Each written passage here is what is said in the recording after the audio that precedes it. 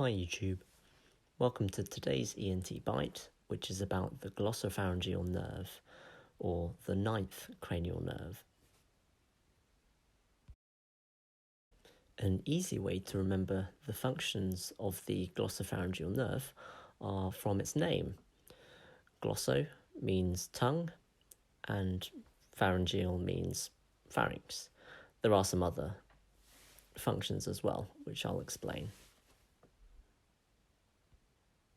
The glossopharyngeal nerve supplies somatic sensory afferents to the posterior third of the tongue, and in the pharynx, the oropharynx, tonsils, and also the soft palate. It also supplies somatic sensory fibres to the middle ear and the eustachian tube. Special sensory fibres supply taste to the posterior third of the tongue. As the glossopharyngeal nerve is the nerve of the third pharyngeal arch, it supplies branchial motor fibres to the stylopharyngeus muscle, which runs from the styloid process to the pharynx and elevates the larynx. The nerve also supplies visceral sensory afferents to the carotid body and sinus.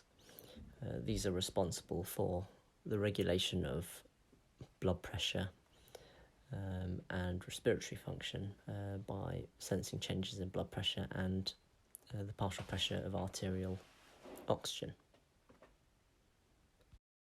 And finally, the glossopharyngeal nerve provides parasympathetic secretomotor fibres to the parotid gland. Now let's look at the path of the glossopharyngeal nerve. Initially, it starts at the medulla oblongata, where it emerges and passes through the jugular foramen. Just inferior to this, it has a superior, then inferior ganglion. From here, it gives off a tympanic branch, which passes into the middle ear and forms a tympanic plexus on the promontory of the medial wall of the middle ear. This supplies somatic sensory innervation to the middle ear and also to the eustachian tube. From the tympanic plexus emerges the lesser petrosal nerve, which then passes through foramen ovale and synapses in the otic ganglion. From here, the parasympathetics hitch a ride on the auriculotemporal nerve, a branch of the mandibular branch of the trigeminal nerve, and these take it to the parotid gland.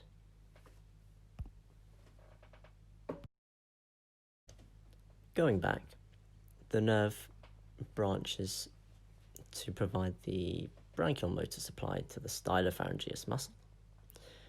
Furthermore, it provides pharyngeal, tonsillar, and lingual branches that go to the oropharynx, the palatine tonsil, and the posterior third of the tongue, respectively. And these provide somatic sensory function to all and special sensory or taste fibres to the posterior third of the tongue. Finally, the nerve gives off a sinus branch which descends to the carotid body and carotid sinus, which provides the visceral sensory afferents that we've discussed earlier. Clinically, probably the most reliable way to test for the function of the glossopharyngeal nerve is to test the gag reflex, as the glossopharyngeal nerve forms the afferent limb of this reflex. Any absence of the gag reflex should prompt the clinician to consider a possible lesion in the glossopharyngeal nerve, or indeed the efferent limb, the vagus nerve. Thanks for watching today's ENT Bite. If you liked it, please click like or subscribe for future videos.